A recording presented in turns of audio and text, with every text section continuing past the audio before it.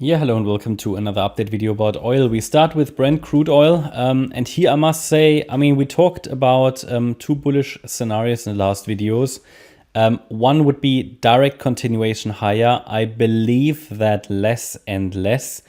Support for direct continuation higher is $82.60, but this is just not really looking as if it wants to push higher in a wave 5 of 1 anymore. Rather, it starts to look as if really a top was in wave 1. Seems like it, and we might not get here this one more high. That means wave 1 is in and we're coming down in wave 2. So basically, and I take the subwave count out just to explain it to you, which was one of the scenarios I showed you in the last video already. But I think it got more confirmed. So for me, this looks like an ABC structure, absolutely, but it would likely only be the A wave of wave 2. So if I add that to the chart, then this was an A wave. We did actually the B wave. Let me see. Yeah, did the B wave here and then came down, or are now coming down actually in the C wave. Because we broke below that trend line. That was a signal and it shows weakness.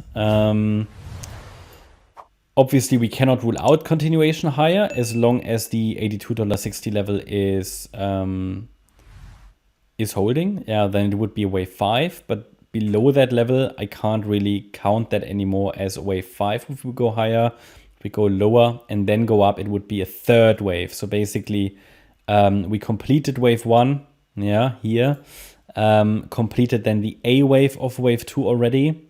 Rallied higher in the B wave, and we're now coming down in the C wave. That would be the primary scenario based on latest price action. It just shows too much weakness for direct continuation higher. It's not off the table, so we could still get one more leg up, but it's getting less likely. Okay, I would want to see a break above what I have labeled now as B wave high at $93.70 to really believe that. So that means we have to be prepared for a little bit more downside. That would still be part of a bullish scenario as long as the $76 level basically is holding here. If we look at the Fibonacci extensions, we can do that in a minute as well. But what would be the wave count, the micro count? So, this here looks like it would be a wave 1 of C. C wave is a 5-wave move. We might be doing a bounce now, and I go to the 1 hour chart in a minute. 3, 4, 5. Okay, so let's zoom in here. This looks a little bit like a wave 2 bounce at the moment that's unfolding. Could have done the A wave, could have done the B wave, and might now be moving up in a C wave. So looking at the micro count here, A, B, C. Okay, resistance is basically this, between $89.70 and basically $92, okay?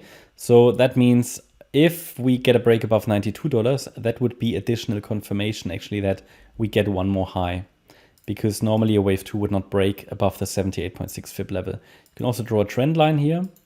So again, maybe a break above would be acceptable. Invalidation is only here $93.70, but it shouldn't be a sustained break above resistance. So, let's see. The trend is down, seems like it locally, okay? And what is needed is a third wave, a fourth wave, and a fifth wave. So that's going to be interesting. We can use the fib extensions, that's what I just mentioned, for potential targets. I can do in terms of measuring the A wave, then we go to the B wave top, and then a key target would be the 1-to-1 ratio. That takes us to $81.40.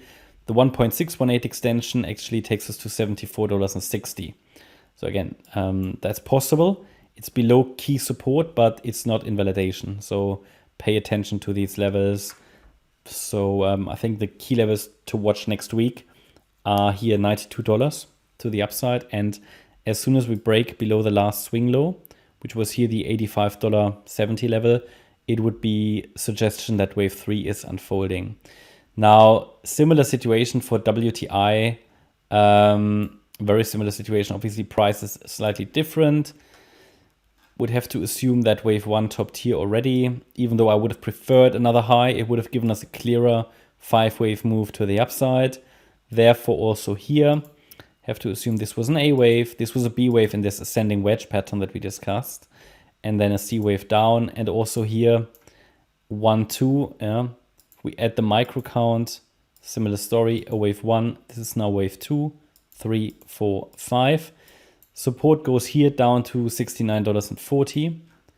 And we can also add the resistance area for this wave 2, circle wave 2. And resistance is between $85.90 and $88.16. And if we then use the Fibonacci extensions to calculate targets more precisely to the downside, then we take the length of the wave A, go to the high of the B wave, and the 1-to-1 ratio is $77.14, and the 1.618 extension basically $70. And so it's $77.14, yeah, is the 1-to-1 ratio, and $70.21 is the 1.618 extension. They even are both located in the yellow box. Yeah, so again, also here I cannot rule out another high, but would need to see a break above resistance to believe it.